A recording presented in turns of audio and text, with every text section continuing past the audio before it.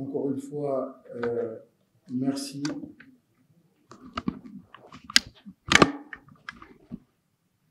Pour avoir accepté d'être ce matin avec le ministre et son cabinet, le ministre et ses collaborateurs au niveau central. Et vous faites partie de ce cabinet,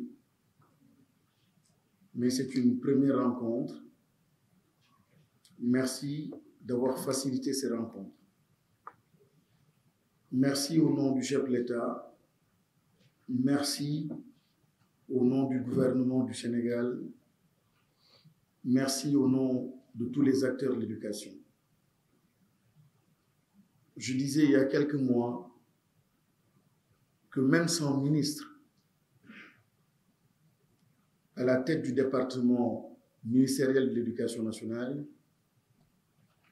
le système fonctionnerait. Le système fonctionnerait parce qu'il y a vous. Il y a une expertise que j'ai tout de suite constatée, que j'ai vue.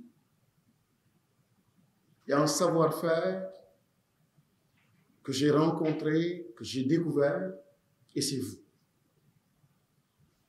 Il y a un sérieux, une solennité que j'ai découvert aussi, et c'est vous.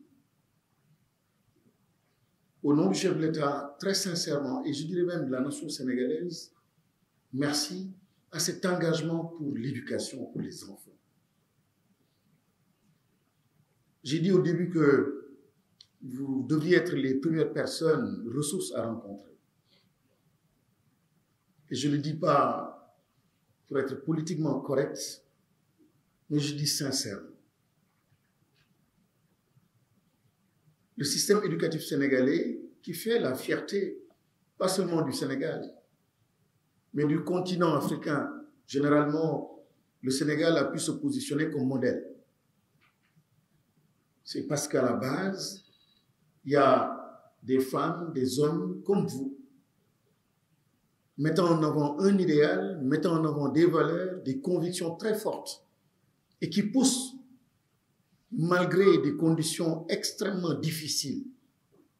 Et parmi ces conditions difficiles, la plus difficile, c'est ce manque peut-être de reconnaissance du niveau central.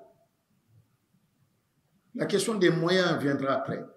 Mais le fait de produire, de travailler honnêtement, durement, et sans même rencontrer ou avoir une seule fois un semblant de reconnaissance, une valorisation de tout cela, c'est généralement beaucoup plus dur sur la conscience ou le mental de l'homme.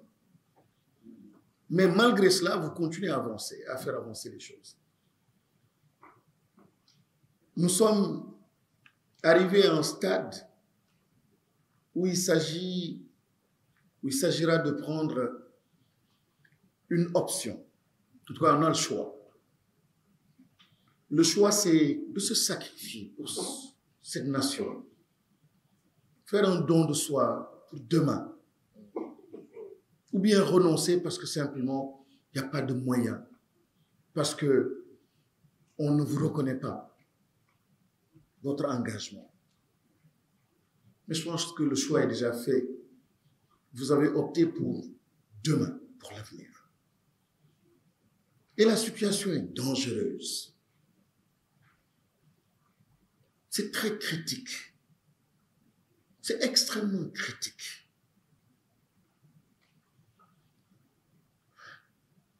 J'ai mes doyens ici, mais certainement, ils doivent être inquiets par rapport aux tendances. Ce que le système est en train de produire ne peut pas rassurer un responsable.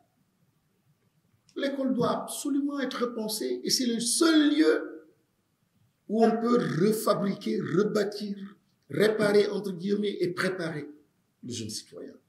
Il n'y en a pas deux. C'est l'école. Et en matière de communication, je dis souvent à mes collaborateurs, je dis, il faut qu'on soit dans la stratégie. Il faut qu'on soit dans le plaidoyer pour amener les autorités, amener la société à comprendre que l'école est centrale.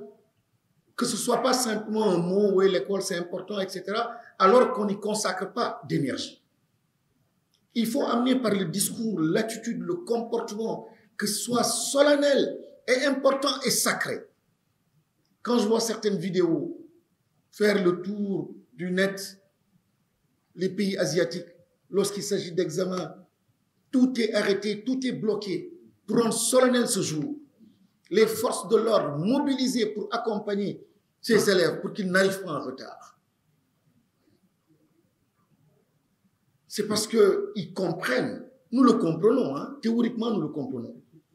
Mais comme disait l'autre, j'aime bien l'expression walk to the talk.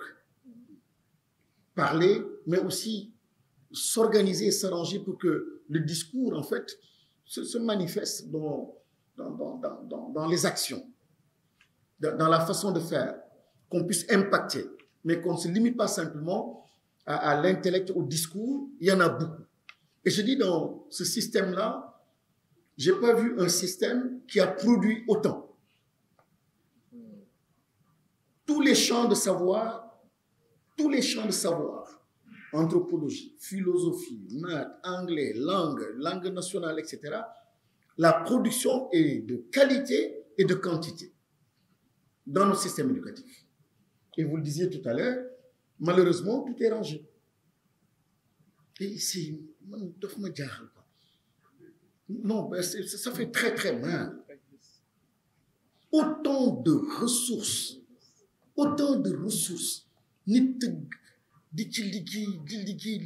etc. Il produit, après on range. Ça fait très mal. Alors moi j'arrive, je veux découvrir, je veux comprendre. Je n'arrive pas. On me dit langue nationale, j'appelle, je dis, wax ma tuuti ci langue nationale. Mu wax ma tuuti, ma demaat feneen déglu, etc. Je perds du temps. Alors que chacun ici, par rapport à un filon, recherché, am na li mu produire, am na li mu xam. Mais on n'arrive pas à organiser cela. Il nous faut aussi de la générosité. Parce que c'est inadmissible. Un collège d'expertise comme ça et de conseil, mais waruma toog une semaine te tooguma ak ñoom. Mais xëy na y a des directions aussi ñu ngi am seen leadership bëgg gérer seen espace, et s'ils donnent la place donc à l'autre, bon, peut-être c'est leur leadership, mais ce leadership-là, tu peux l'avoir. Par la générosité, par le partage, tu peux l'avoir. Ah, donc, il faut décloisonner, il faut favoriser les rencontres, il faut favoriser... En tout cas, moi, mon souhait, je disais tout à l'heure, beneen rencontre, bëgguma sax kenn sol kaala ak mbaxane. Dama bëgg des toges. Qu'on sache que c'est ce grand corps très prestigieux qui porte et la création de ce Conseil supérieur de l'éducation. Ça a un sens aussi. Quand on crée le Conseil supérieur de la magistrature, c'est parce qu'on dit que la justice, elle est importante. Mais quoi de plus important que l'avenir de nos enfants? Quoi de plus important que les orientations? Demain, cette prospective, ces études, c'est important. C'est à nous maintenant d'organiser et de faire de ce corps, de faire de ce collège, un collège de prestige, pas pour l'honneur qui nous revient à nous, mais simplement parce qu'il faut qu'il soit placé à un niveau et que tout le monde comprenne que ça c'est du sérieux qui sort de là. On le sait, mais un des points sur le TDR, peut-être à discuter très rapidement, peut-être qu'il ne faut même pas attendre, s'il y a un petit groupe, Madame la doyenne, qui peut se mettre quelque part pour déjà faire des propositions aux autorités. Parce que j'aimerais bien donner des orientations aussi, en tout cas participer à cela. Le Conseil supérieur de l'éducation, en rapport avec les IGF, je pense qu'il y a quelque chose quand même. Il faut pas, donc il faut anticiper, orienter, aider. Parce que moi, ministre 6 mois, am na loo xam ne xaw ma ko. Et ce n'est pas évident que le président de la République le sache. Ce n'est pas évident que le Premier ministre le sache. Et souvent, c'est une erreur. On pense qu'on sait tout. Alors non, il faut nous aider. Et donc, la décision et l'orientation est prise par le chef de l'État. Le chef d'État veut que l'éducation soit placée à un niveau extrêmement élevé. Nous savons. Et donc, tout de suite, en produisant, en orientant, et puis, voilà, ce sont des inputs qui vont stabiliser et permettre donc de renforcer. En tout cas, je compte beaucoup sur ce collège. Il faut qu'on s'organise. Et là, sous peu, dans quelques jours, on doit lancer le grand processus de réforme. Il y a le fait qu'il est, mais il y a de fortes chances que tout est fait. Mais il nous faudra beaucoup de générosité. Comprendre notre mission, notre rôle et produire pour demain. Et en produisant pour demain,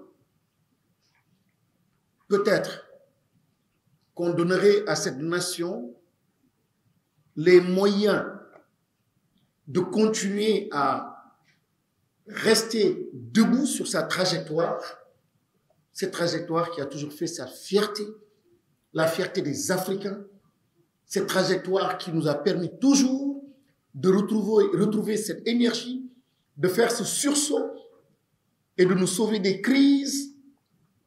Sans vous, le point de départ et le point d'arrivée, ce sera vous. Il faudrait vraiment vous l'approprier. Et j'ai dit à la doyenne, j'ai l'impression que moi, j'avais un problème.